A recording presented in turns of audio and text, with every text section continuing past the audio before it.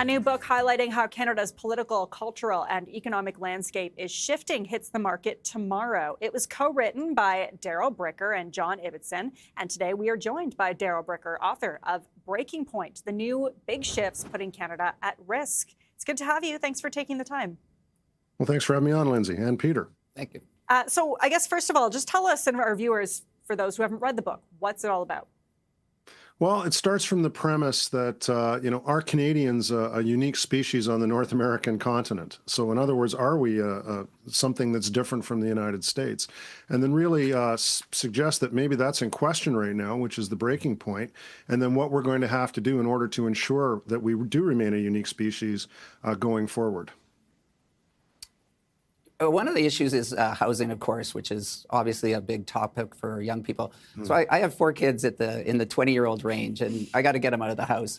And one thing that's really frustrated me is a lot of the programs have always been about affordability and incentives, like the first home savings account and things like that. What can they do? What can the governments do on the supply side, like just to get hundreds of thousands of new houses out there to drive? I don't want to say drive the prices down, because obviously politically that would not be the right thing to say, but to just make it more affordable. Well, I think the first thing is understanding what it is that people are asking for. It's interesting. I just posted something on X about an article that was in the Globe and Mail this morning talking about building, more dense and packed, neighborhoods downtown and, beautiful, apartment blocks and that kind of thing. It's not what people are looking for. If it was, the condo market wouldn't be doing what it's doing in most downtowns these days.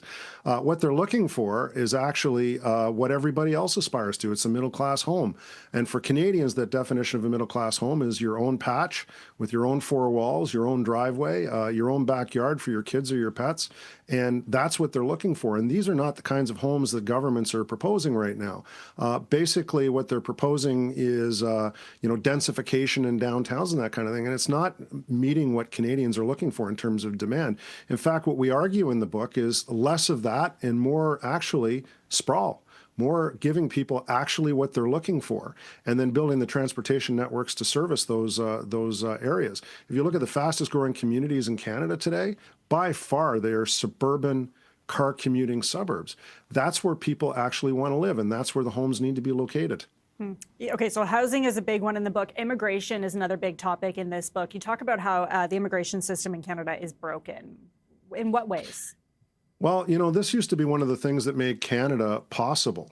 The idea that we could bring in immigrants to all over the country, first to build out the Great West when we did it back in the turn of the previous century, and now as our urban and suburban populations are continuing to expand, that's where immigrants move.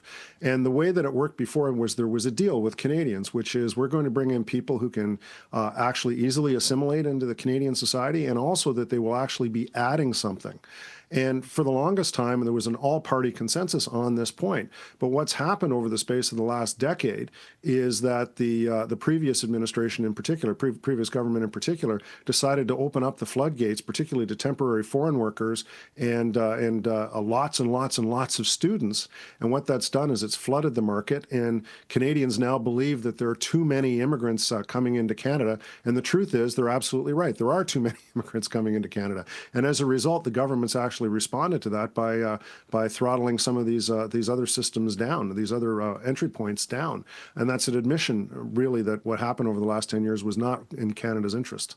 There's also a bit of a sentiment in this book talking about how Canada maybe started to crack long before this trade war with the U.S. began. What we're seeing right now in terms of Canada's economy and the landscape, would we be seeing most of that anyways, even without this trade war? Yeah, I think Donald Trump was basically, the Grimm's fairy tale about the emperor's new clothes. I mean, and in this instance, not the emperor, the child, who basically stands up and says, the emperor's naked. And Donald Trump asked 2 big questions that any sovereign country has to be able to answer, which are, can you defend yourself? And his answer to that question was not really. And the other one was, do you have an economy that can function on its own without us? And the answer to that question was, no, not really. So those breaks, those issues that we have in Canada are actually our own. I mean, Donald Trump just pointed them out and maybe brought them to a boil. But the truth is, these are things that we've had to confront for a very long time.